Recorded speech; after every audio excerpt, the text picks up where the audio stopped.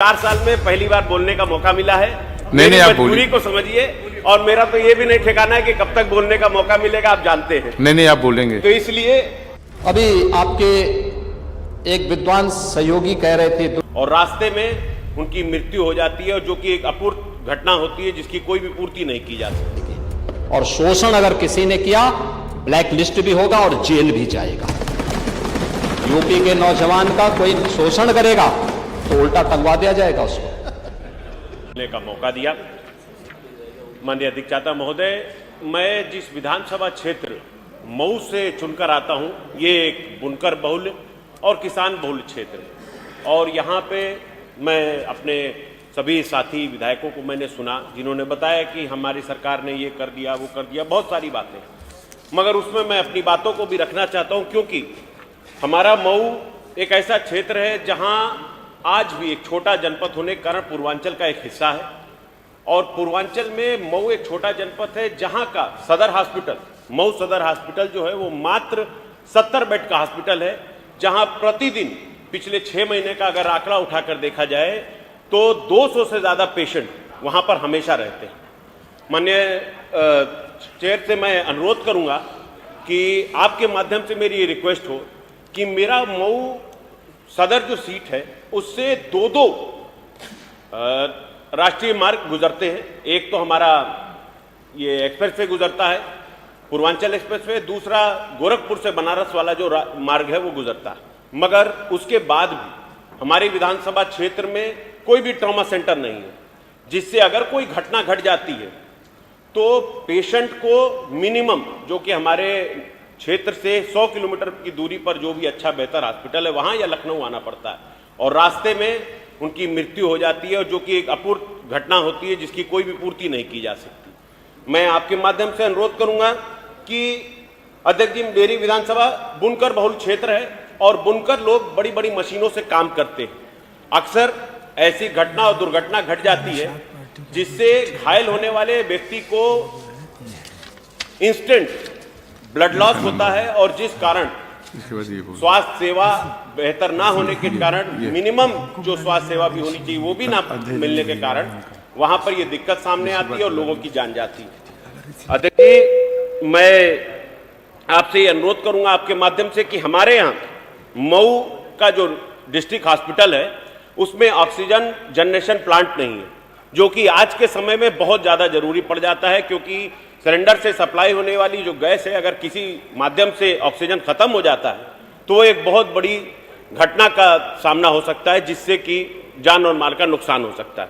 अध्यक्ष जी, मेरे यहाँ एक सबसे बड़ी परेशानी ये है कि जो सदर हॉस्पिटल है उसकी अच्छा ना होने की वजह से, और वहाँ कोई भी स्पेशलिस्ट डॉक्टर ना होने की वजह से जो प्राइवेटाइजेशन हो रहा है, और वैसे भी इस सरकार में प्राइवेटाइजेशन को काफी बढ़ावा दिया जाता है, तो हमारे मऊ में जो प्राइवेट हॉस्पिटल्स है उनकी एक मोनोपोली चल रही है, जो अपने मनमाने रेट पर लोगों को हॉस्पिटल में भर्ती करते हैं और उनसे मनमाना रेट वसूलते हैं, और ठीक से इलाज तक नहीं मौजूद हो पाता।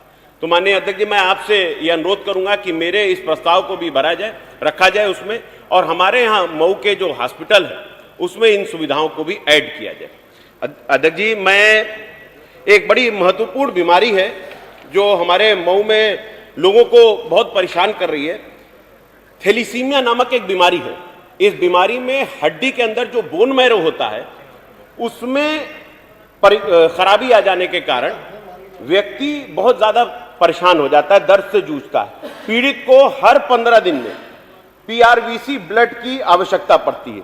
इस रोग के उपचार में और भी सुविधाओं की आवश्यकता पड़ती है। सुविधा ना होने के कारण मरीजों की मौत हो रही है तथा उनके परिजन आर्थिक रूप से टूटते जा रहे हैं। मान्यवर, आपसे अनुरोध करता हूं कि इस बीमारी की गंभीरता को देखते हुए डिस्ट्रिक्ट हॉस्पिटल मऊ में इस रोग के 2 स्पेशलिस्ट कंपोनेंट ब्लड बैंक जांच एवं दवाइयां उपलब्ध कराने की कृपा करें।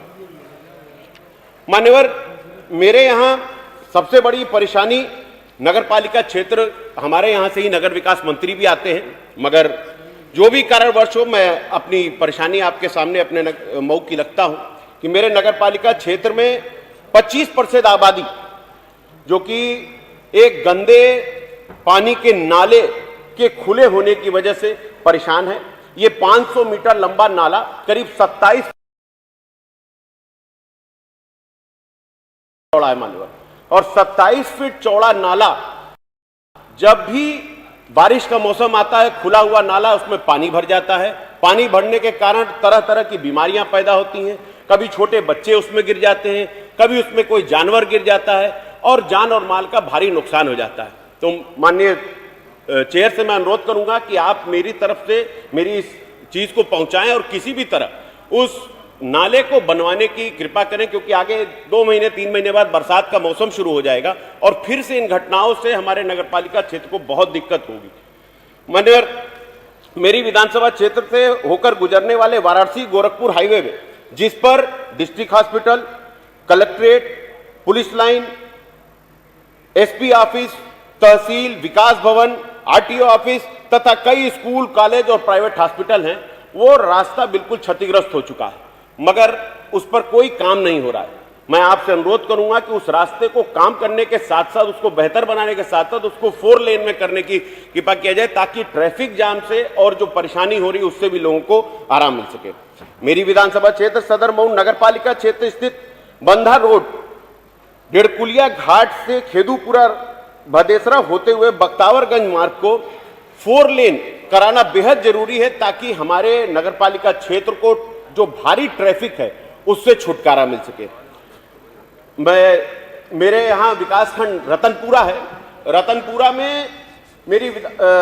में विकासखंड ग्राम फैंचा है, टिपर 7 में तमसा नदी पर गोदाम घाट के सामने पुल का निर्माण कराना बेहद जरूरी है, क्योंकि लोगों को इसकी बड़ी समस्या हो रही है इसकी वजह से। अध्यक्ष जी, मेरी विधानसभा क्षेत्र में ग्राम गाढ़ा में योगपुर हॉस्पिटल की पुरानी चारदीवारी टूट गई है, जिसकी वजह से आवारा पशु उसके अंदर आ जाते हैं और बड़ी परेशानी होती है। माननीय सदस्य जी, समय देखें। मात्र 30 सेकंड दूंगा सर। आप लिख के दे दीजिए, याद आएगा। मुझे सर 4 साल में पहली बार बोलने का मौका मिला है। नहीं, आप मजबूरी को समझिए, और मेरा तो ये भी नहीं ठिकाना है कि कब तक बोलने का मौका मिलेगा, आप जानते हैं। नहीं, आप बोलेंगे। तो इसलिए मुझे मेरी बातों को सुन लीजिए साहब। मेरे यहाँ सबसे बड़ी दिक्कत एक है कि किसी भी, चाहे वो शहर का इलाका हो या देहात का इलाका हो, किसी भी हॉस्पिटल में डॉक्टर्स की कमी है। और स्पेशली सर, इसके लिए मैं आपसे अनुरोध करूंगा कि मेरी इन गुजारिशों को आप अपने साथ जोड़ते हुए और सबकी गुजारिशों के साथ जोड़ते हुए मेरी मऊ सदर विधानसभा को भी विकसित करें, ताकि मैं भी अगली बार जब अपनी बात रखूं तो उसके साथ साथ बहुत धन्यवाद माननीय। अभी आपके एक विद्वान सहयोगी कह रहे थे, दुर्गा प्रसाद यादव जी कह रहे थे कि आउटसोर्सिंग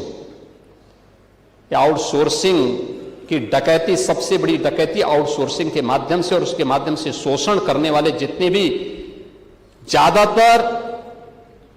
जितने भी उसके आउटसोर्सर हैं, वे सब समाजवादी पार्टी से जुड़े हुए हैं। शोषण करने वाले जितने हैं, अरे अब मैं नाम गिनाना शुरू कर दूंगा, आप चले जाइए अरे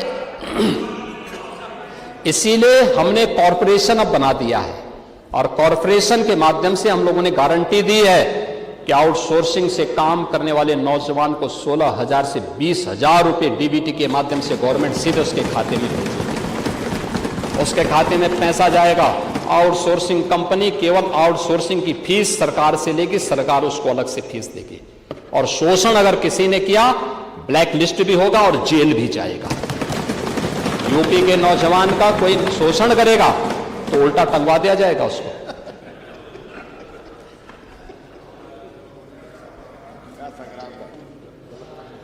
और इसीलिए अब यूपी एमएसएमई और स्टार्टअप के एक नए हब के रूप में स्थापित हुआ है। यूपी ग्लोबल इलेक्ट्रॉनिक्स और आईटी हब के रूप में एक नई पहचान बना रहा है। यानी मोबाइल मैन्युफैक्चरिंग यूपी के अंदर 65% यूपी के अंदर हो रहा है। कोई सोचता था इलेक्ट्रॉनिक कंपोनेंट देश भर के जितने बनते हैं, 55 से 60% यूपी में मैन्युफैक्चर हो रहा है। और उत्तर भारत की पहली फैब यूनिट सेमीकंडक्टर 1962 से देश प्रयास कर रहा था।